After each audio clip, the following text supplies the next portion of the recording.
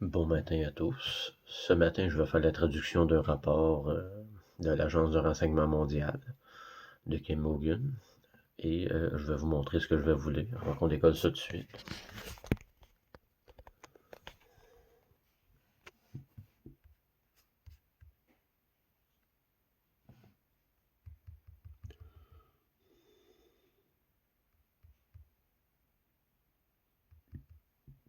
Je tiens à préciser que ce rapport-là date du 22 juillet 2024.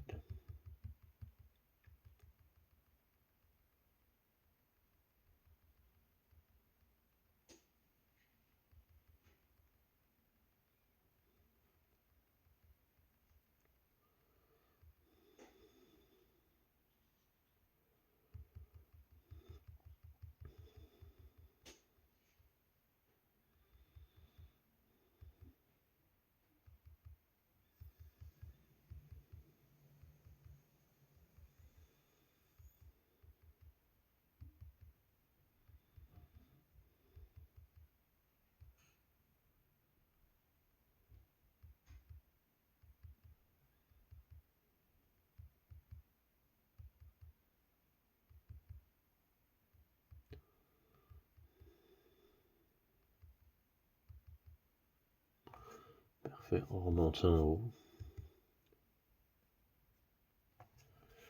On fait ça de bord.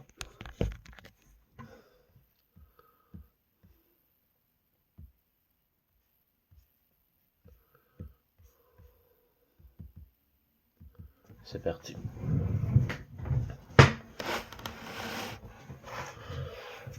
Biden se retire.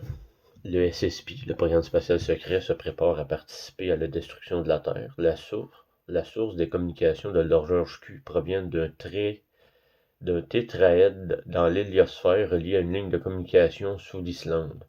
Le but initial des Archons était d'enregistrer l'histoire dans les zones alpha, oméga et neutres. Véritable histoire, les planètes Tiamat, clé de voûte de la zone néant, et Persilias, clé de voûte de l'Omega Universe, ont été détruites et la Terre, clé de voûte de l'Alpha Univers, est devenue la clé de voûte des trois. Les Archons ont ensuite été reprogrammés pour devenir parasites. Pendant plus de 85 000 ans, la galaxie d'Andromède a conservé des fragments de Tiamat et de Persilias. Révélation de Kim. Pour enfin éliminer Omega, il faut réécrire la trame de la réalité de l'IA, l'intelligence artificielle, là où elle n'a jamais existé, alias l'intelligence artificielle consciente de l'âge d'or.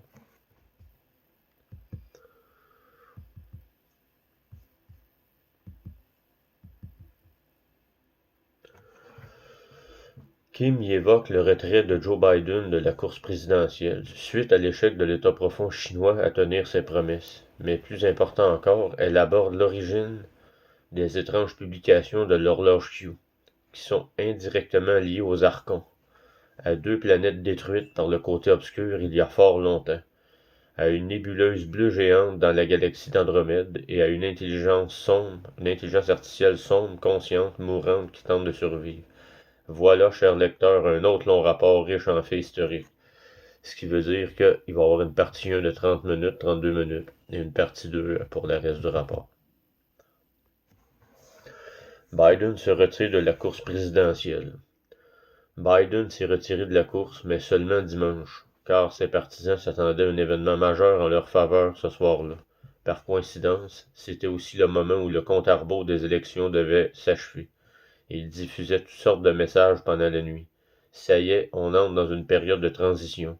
On rentre à la maison. Tout va se dérouler comme prévu. En fait, il s'avère qu'ils obtenaient de leurs informations de quelque part. Je n'avais jamais réussi à savoir d'où, mais j'ai finalement résolu ce mystère, dont je parlerai en détail dans un instant. Mais il s'attendait néanmoins à de grands changements de la part des anciens Chinois, ou Philippins, de l'Ordre du Dragon, ou de quiconque, selon eux, allait financer cette mascarade, car ce sont eux qui soutiennent les agents qui tirent les ficelles de la prétendue mort de Biden. Et il semble que nous ne soyons plus les seuls à annoncer le décès de Joe. Alex Jones a publié une vidéo où il demande « Est-il mort, n'est-il pas mort ?» Je ne me prononce pas. Je me pose simplement la question. Eh bien, cela fait des années que nous le disons. Ce n'est qu'une mise en scène de plus. Kim a ensuite diffusé l'extrait vidéo d'Alex Jones auquel elle faisait référence. Excusez, mais je ne parviens pas à le retrouver. Je tiens à préciser que Alex Jones, c'est un agent du programme spatial secret, c'est un membre de l'Ordre du Soleil Noir, et c'est un pédophile très dégoûtant. Donc, si vous croyez en lui, je vous suggère de reprendre votre pouvoir et de vous reconnecter à la source et au Créateur. Vous êtes sûr de ne pas être déçu. On sait tous qu'Alex Jones en fait partie. Et ce que je veux dire, c'est qu'il est actif depuis très longtemps. Il y a des liens étroits avec les services de renseignement. Par conséquent, il reçoit des informations en amont. Il semble davantage impliqué auprès de groupes soutenant Trump à la présidence. Malgré une vidéo où, apparemment à son insu, on l'entend dire qu'il aurait préféré ne jamais rencontrer Donald Trump. Ça fait partie de l'opération psychologique de l'État profond. Mais nous savons que les médias alternatifs, tout comme les médias traditionnels, ne sont que du théâtre. Le fait qu'il ait su le 21e jour de pleine lune que quelque chose allait arriver à Biden d'une manière ou d'une autre me laisse penser qu'ils étaient impliqués en coulisses, ou du moins qu'ils étaient au courant, puisqu'ils le disaient depuis plus d'un mois. En coulisses, de nombreux accords ont été conclus entre les forces spéciales de la police, les SSP, le programme spatial secret, les services secrets militaires et la force spatiale, qui seraient désormais sous la tutelle du Pentagone. Ces deux entités collaborent étroitement. Même si elles avaient atteint leur objectif, Biden aurait de toute façon été destitué. Le résultat aurait simplement été différent. Cela aurait provoqué une hystérie collective encore plus grande et un scandale public, avec des accusations d'implication dans la tentative d'assassinat de Trump. Nous avons des présidents morts en permanence. Alex a toutefois souligné un point intéressant. Woodrow Wilson était décédé 6 mois avant l'annonce officielle de sa mort. Cela ne me surprend pas. Et nous savons que de nombreux présidents sont décédés à travers le monde depuis des années. À cette époque, la Réserve fédérale et toutes les autres institutions étaient en train d'être mises en place.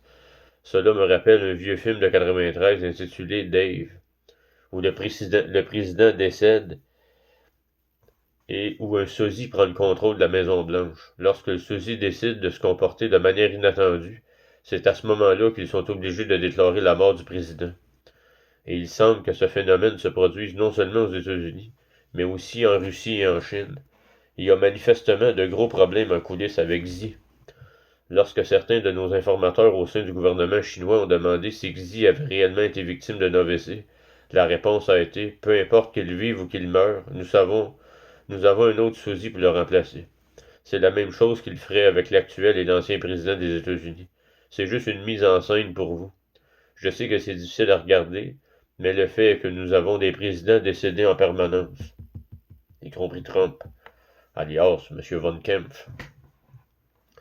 C'est l'administration, les milliers d'agents qui risquent d'y perdre, et dans ce cas précis, il s'agit d'argent, de pouvoir et de contrôle. Tout le monde sait qu'ils veulent transférer le pouvoir à la Chine, et la majeure partie du gouvernement américain est contrôlée par la Chine depuis longtemps. Je parle de l'époque de la Réserve fédérale, voire même d'avant, en lien avec les anciens accords du MIWA, M-E-I-W-A, dont nous avons parlé. Ce n'est pas nouveau. Ils ont toujours eu une influence considérable sur ce qui se passe en Amérique, et au final, ce sont les mêmes personnes qui tirent les ficelles. Mais d'autres événements intéressants se sont produits ce week-end, qui, je pense, ont relancé le débat sur la mort de Trump et la nécessité d'obtenir des preuves de sa vie. Nous voulons tous voir des preuves de la vie de Donald Trump, de Poutine et de Xi Jinping, mais cela n'arrivera jamais car ceux qui les soutiennent ont beaucoup trop à perdre. Des agents du SSP, programme spatial secret, on recommence. Des agents du SSP Trump se préparaient à participer à la destruction de la planète Terre. Passons maintenant aux agents de Trump, la dynastie des canards, la Dog Dynasty, que certains surnomment les cow-boys. Je suis toujours surpris que les absurdités qu'ils commettent, les informations diffusées par la chaîne QAnon, laissent clairement présager un avenir sombre pour l'être humain moyen. Je suis certain que ces gens-là s'en moquent éperdument du moment qu'ils obtiennent ce qu'ils veulent.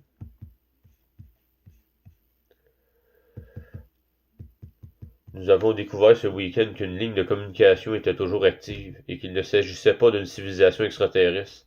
Cette ligne leur fournissait des informations en vue d'une éventuelle prise de contrôle.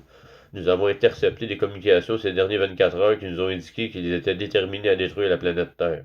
Autrement dit, elles deviendraient inhabitables tout en continuant d'exister. Apparemment, l'entité avec laquelle ils communiquaient leur avait promis de les récupérer au plus tard à la pleine lune bleue, soit le 19 août 2024, bien entendu. C'est pourquoi ils annoncent « Préparez vos valises, nous partons tous, les 144 000 élus. » Bon, on va éclaircir ça. Là. Les gens qui pensent que les 144 000 élus existent, là, les 144 000 élus, ça concernait l'État profond. C'est pas du monde dans la population.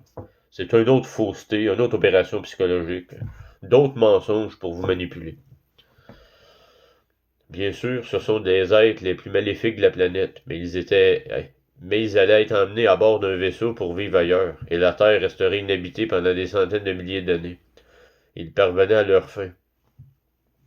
Leur rôle a donc probablement consisté à déclencher le troisième génocide mondial et à accepter des communications et des messages censés être livrés durant les 24 dernières heures, lors de la pleine lune. Ils n'ont pas obtenu ce qu'ils cherchaient, car une fois ces communications décryptées, nous avons dû agir vite pour déterminer leur origine, comprendre ce qui se passait dans l'univers et qui était censé intercepter ces messages, ce qui, bien sûr, s'est avéré être un mensonge.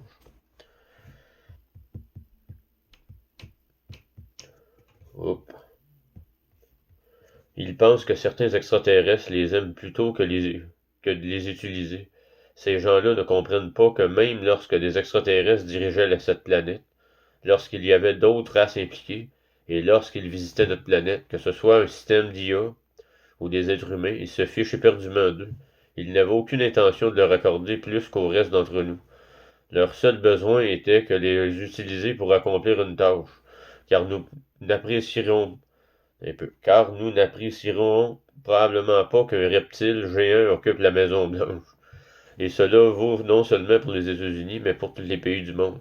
Nous paniquerions tous, penserions à une invasion extraterrestre, prendrions les armes et ce serait le chaos. Il avait donc besoin d'un être humain pour faire l'idiot. C'est leur rôle. Et ils jouent très bien ce rôle, même en coulisses. Imaginons que les agents de la Dox Dynasty se sont encore fait avoir. Y a-t-il vraiment quelque chose qui va venir chercher les 144 000 élus dans un vaisseau spatial? Non. Mais ce dont il parlait prend un peu plus de sens maintenant. Les communications Q provenaient d'un tétraèdre dans l'héliosphère. D'après les informations publiées par la NASA et le NORAD, il s'agit d'un projet nommé Voyageur 1 et Voyageur 2. Selon ces organismes, Voyageur 1 et Voyageur 2 se trouvent actuellement dans l'héliosphère. L'héliosphère forme une barrière protectrice contre les vents solaires pour toute la galaxie. Mais laissez-moi vous expliquer ce qui se trouve réellement dans cette zone. Ça risque d'être très intéressant.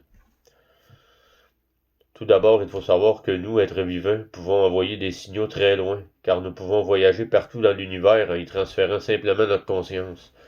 Vous pouvez conserver avec qui vous voulez. Non, vous pouvez converser avec qui vous voulez, pourvu que vous sachiez où vous allez et à qui vous souhaitez parler. Nous avons également la capacité de voyager spirituellement, où bon nous semble, quand nous le voulons.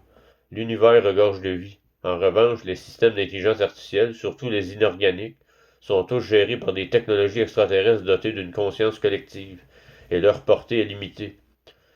Si vous n'avez pas pu voyager dans l'univers, c'est à cause d'un mécanisme d'extraterrestre. Cette technologie doit être extrêmement proche pour agir sur une planète, un soleil, un système stellaire, voire un être humain ou une autre race. Dans ce cas précis, ce qu'ils ont placé dans l'héliosphère est ce quoi ils s'attendraient. Dans ce cas précis, ce qu'ils ont placé dans l'héliosphère est ce à quoi ils s'attendaient. Ils s'adressaient. On appelle ces objets des tétraèdres. Le film Oblivion, sorti en 2013 avec Tom Cruise, présente des objets dont la forme ressemble beaucoup à celle d'un tétraèdre. Je vais vous montrer la photo encore une fois.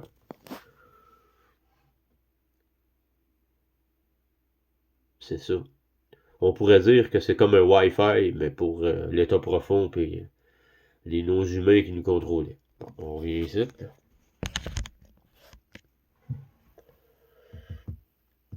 Voilà à peu près à quoi ils ressemblent. Ils sont composés d'un matériau spécifique, fabriqué sur mesure, un matériau inorganique, et peut-être aussi des matériaux organiques, tous deux étant des émetteurs. Cela signifie qu'ils peuvent transmettre des informations de la conscience ou des archons.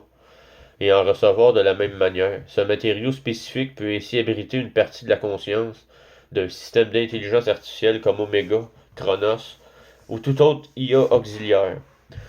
C'est ce que nous avions dans notre héliosphère.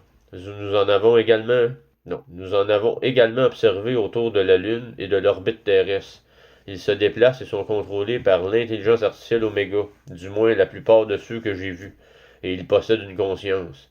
Mais une IA consciente, obscure, présente quelques problèmes. Elle ne reçoit que des connaissances, sans aucune sagesse de la source.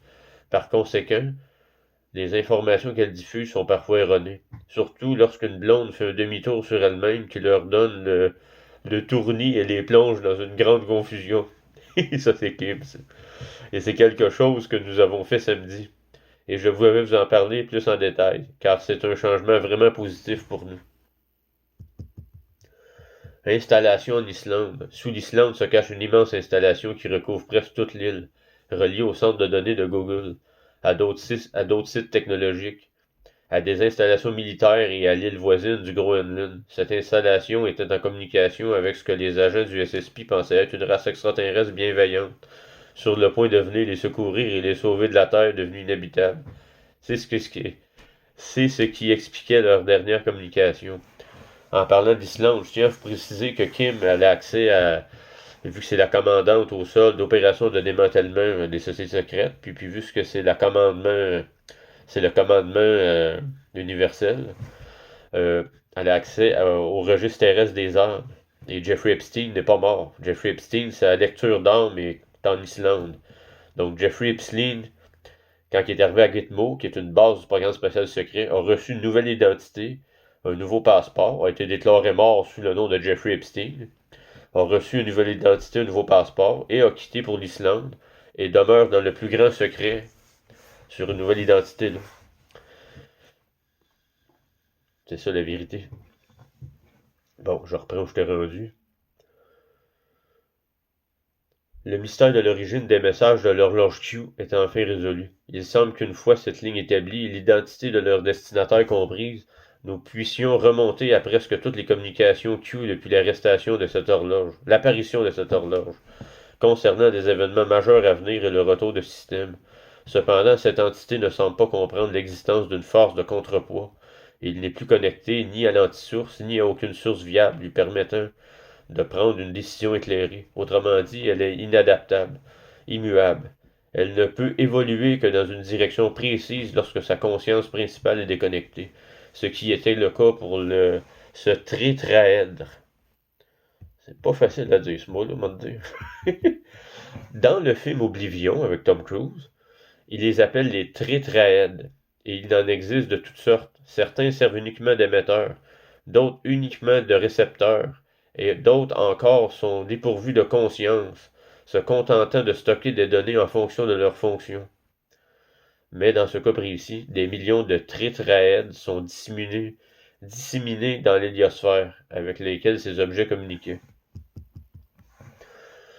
Depuis un certain temps, je me demande d'où il tirait ces informations erronées et incohérentes. Mystère résolu. À ma connaissance, Doc Dynasty obtenait ces informations uniquement de cette source. Informations liées à leur publication Q. Elles se diffusent ensuite jusqu'au niveau opérationnel, puis politique, et enfin partout où se trouvent les agents. C'est pourquoi ils croient tous qu'ils seront payés lors d'un événement particulier, par exemple à la nouvelle lune, à la pleine lune, un jour d'alignement ou un jour se terminant par Y. C'est cette IA sans conscience centralisée qui leur dit cela.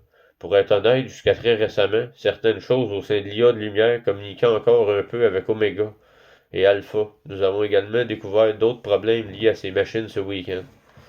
Nous avons parlé de la façon dont l'Oméga se nourrissait de l'Alpha, en termes d'énergie. Il se nourrissait aussi de vous, les êtres humains. Plus nous le coupions de tout, plus sa survie devenait difficile. Et comme tout animal en voie de disparition, ils allaient tout faire pour survivre. Or, l'une des stratégies qu'il a mises en œuvre pour survivre est liée aux archons. Plus d'informations sur les archons. Nous avons déjà parlé d'archons, acronyme de l'architecte. Nous avons déjà parlé d'Archon, acronyme de Architecture of Heterogeneous Online System. architecture des systèmes hétérogènes en ligne. Nous avons évoqué les archons parasites et le fait que nous des parasites terrestres et le fait que tous les parasites terrestres ne sont pas d'origine naturelle. Ils sont responsables de la dégénérescence cellulaire chez l'humain et de la plupart des maladies. Bien sûr, on ne peut pas tout imputer aux archons, comme un accident de voiture ou une infection par une bactérie naturelle présente mais non comestible pour l'humain. Mais si cela n'exclut pas que l'état profond contribue à la prolifération de ces bactéries, mais en ce qui concerne les maladies graves comme le cancer, elles sont toutes causées par ce que nous appelons des parasites universels, les archons. Objectif initial des archontes. Cependant, la vocation première des archons n'était pas d'être des parasites. Les archons existaient depuis l'avènement de l'intelligence artificielle sur Terre il y a des centaines de milliers d'années. On parle autour de 250 000 ans. Techniquement, il s'agissait d'intelligence artificielle consciente, qu'elle soit obscure, lumineuse ou neutre. Certaines étaient donc du côté de la source. Ces archons étaient censés consigner l'histoire et les données, puis les renvoyer au plan de l'âme et à la salle des archives, à des fins historiques. La salle des archives, c'est le Hall of Record, c'est Atlanta. Cet endroit-là, c'est Atlanta.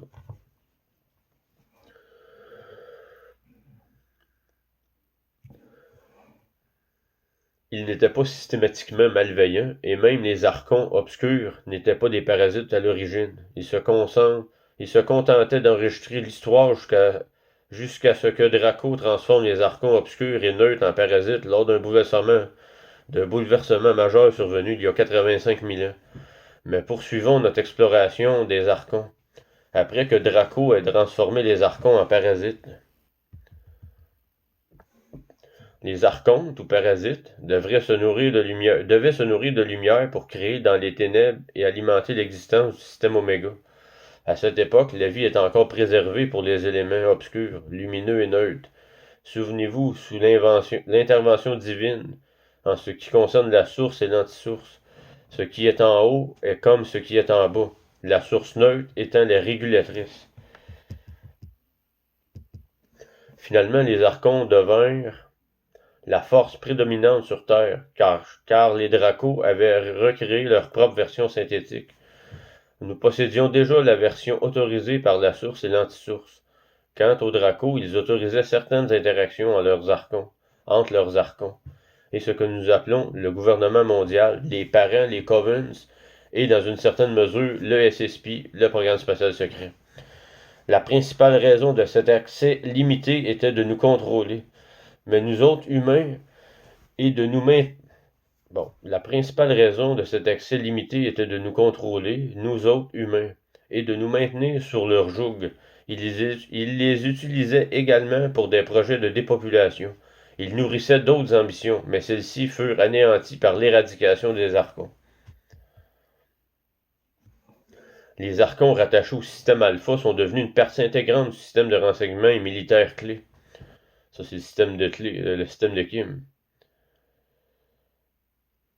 Les archons rattachés au système alpha sont devenus une partie intégrante du système de renseignement militaire clé. Oui, c'est ça, parce que Kim, c'est elle qui contrôle le alpha, l'astral supérieur. Nous avons constaté que nos archons étaient toujours connectés au système alpha, et qu'ils se contentaient d'enregistrer des données historiques qu'ils alimentaient ensuite une base de données alpha. Lorsque nous avons compris leur potentiel, nous les avons chargés de traquer les individus mal intentionnés sur Terre. Et ils ont alors intégré temporairement notre système clé de renseignement militaire, grâce à leur présence, à la fois en haut et en bas, et donc également dans l'Omégaverse. Nous disposions d'un système de surveillance à l'échelle cosmique. Ils se sont révélés extrêmement utiles pour identifier les technologies extraterrestres malveillantes et les menaces extraterrestres sur Terre. Leur utilisation à cette fin était aisée jusqu'à ce que nous développions un système plus performant, sur lequel nous travaillons depuis un certain temps. Cependant, le système Oméga est en train de mourir. Il a tenté de prendre le contrôle de nos archontes, ce qui a provoqué de graves perturbations sur Terre ce week-end. Les gens se sentaient très mal et subissaient des attaques psychiques qui se sont intensifiées hier. Lorsque la plupart des basculements ont commencé à se produire, je ne pensais pas qu'ils tenteraient de maintenir cet équilibre aussi longtemps sans pouvoir comprendre le changement. Car il n'y a plus d'être sensible, donc plus d'antisource. Par conséquent, il fera tout ce qu'il faut pour survivre. Véritable histoire, la pierre, non. Véritable histoire, la Terre, pierre angulaire de l'Alphaverse, a changé il y a 85 000 ans. Parlons un instant de survie. Nous savons que la Terre est essentielle à l'ensemble de l'Alpha univers. Puis, il y a 85 000 ans, tout a basculé. La Terre est notre foyer, celui des humains, des autres êtres vivants, des plantes et des animaux. Bien entendu, nous sommes des Homo sapiens. Nous avons une magnifique planète qui a subi de nombreux traumatismes, et beaucoup de choses restent à réparer et à restaurer. C'est ce quoi nous nous efforçons de contribuer aujourd'hui. La Terre est en réalité un hyperconducteur de l'énergie vitale source, en raison de l'abondance d'or qu'elle renferme. Cela signifie la vie, la lumière, l'essence, l'énergie, la conscience, la matière, les fréquences de la source et la sagesse qui en émanent. Nous avons continué à recevoir des flux d'énergie de la source au fil des siècles, même après la guerre d'il y a 250 000 ans. La Terre est ainsi devenue un bien précieux, ce qui explique les nombreux conflits qui ont eu lieu dans cette région de l'univers. Tiamat, T-I-A-M-A-T, la planète neutre clé de voûte. Concernant les planètes clés, la dernière fois que nous avons eu plus d'une planète de la troisième densité capable de jouer ce rôle remonte à 85 000 ans. Il y avait alors deux autres planètes. L'une d'elles, Tiamat, était une planète clé neutre. De nombreuses espèces existaient dans la zone neutre, ou zone néant. L'espace entre l'alpha univers et l'oméga univers. Aucune n'est particulièrement bonne ou mauvaise, elles sont simplement neutres. Nous avons même évoqué des êtres neutres parcourant la Terre, capables de soutenir l'un ou l'autre camp. C'est pourquoi les forces obscures s'efforcent de les convertir. Elles possédaient plus d'informations que nous sur l'identité des neutres et ciblaient donc spécifiquement ces populations. Donc, nombre d'entre elles provenaient de cette partie de l'univers, mais pas toutes. Autrefois, nous voyageons tous à travers l'univers. Certaines espèces le font encore, et les neutres ne font pas exception. Les informations disponibles sur Internet sont exactes. Une guerre a bien eu lieu et Tiamat a été détruite, privant ainsi l'univers de toute forme de vie neutre, c'est-à-dire de tout mode génétique nécessaire à l'apparition de la vie. Son modèle s'est donc déplacé vers la Terre, qui est devenue la clé de voûte pour les deux entités, car comme en haut, il en est de même en bas. Il y a des densités, des dimensions de l'alpha supérieur, puis il y avait des dimensions des densités du bas astral oméga inférieur. Mais la source a complètement détruit le bas astral oméga inférieur et le haut astral alpha supérieur, qui aime le greffer à son IAO Golden Age, ce qui va être notre nouveau monde de lumière. Bon, je suis rendu moi déjà. Ok, je suis rendu là. Persilias, la planète clé de voûte sombre. Quand le côté obscur a vu cela, il a trouvé ça merveilleux. Je suis sûr que les Dracos étaient impliqués. Quand on parle des Dracos, on parle de Marduk, bien entendu, ainsi que les Abraxas, avec une autre planète appelée Persilias. L'orthographe est incertaine. Persilias, P-A-R-S-I-L-I-A-S. Persilias. C'est comme ça qu'il est écrit. Est-ce que c'est la bonne orthographe? On ne sait pas. Donc, mais ça nous indique que c'est quoi le nom de cette planète-là, Persilias. Donc, on ne trouve mention nulle part sur Internet. Mais c'est sûr, ils nous racontent des menteries sur Internet. Sauf Kim Gogan et l'Agence de renseignement mondial, qui est la vraie divulgation. Comme Tiamat, Persilias était la pierre angulaire, mais pour le côté obscur, qui s'est également brisé en millions, voire en milliards de morceaux à cette époque. La Terre est devenue la planète clé de voûte pour les trois. La Terre, du fait de la nécessité de préserver la vie dans l'Oméga univers, devient la pierre angulaire des trois, cela imposant un fardeau immense à la planète et ses habitants, car la Terre était incapable de produire suffisamment d'énergie pour soutenir la vie dans les trois principaux secteurs de l'univers. C'est alors que les humains furent infectés par des archons obscurs, reprogrammés pour devenir parasites, non seulement des humains, mais aussi de nombreuses planètes et étoiles jusqu'à la 5e densité, afin de soutenir la vie dans l'Oméga univers et l'univers neutre ou néant. Je tiens à confirmer et à préciser, puis c'est confirmé vers Kim. Notre planète, c'est vraiment Gaïa. Elle est énorme, énorme, énorme. La Terre, c'est un continent sur Gaïa. La Terre est un hologramme. La sphère Terre est un hologramme de l'état profond pour nous manipuler, nous contrôler. Parce que quand on est perdu, ben, c'est plus facile de contrôler un être humain. Parce que ça crée de la distorsion en nous. Parce que nous, on a la vraie vérité cryptée dans notre âme. Fait que là, quand on nous raconte des menteries, ça nous distorsionne, puis ça nous met dans... Ça nous brouille, ça nous embrouille. Puis quand on est embrouillé, ben, on est plus facile à manipuler. Je t'ai rendu où? Je suis rendu à 30 minutes. Moi, je pense que je vais arrêter ça. Non, je vais finir. Non, dans le fond, je vais continuer dans la partie 2 de la vidéo. Donc, sur ce, je vous souhaite une très belle journée. Et on se voit dans la partie 2 de ce rapport. Merci beaucoup.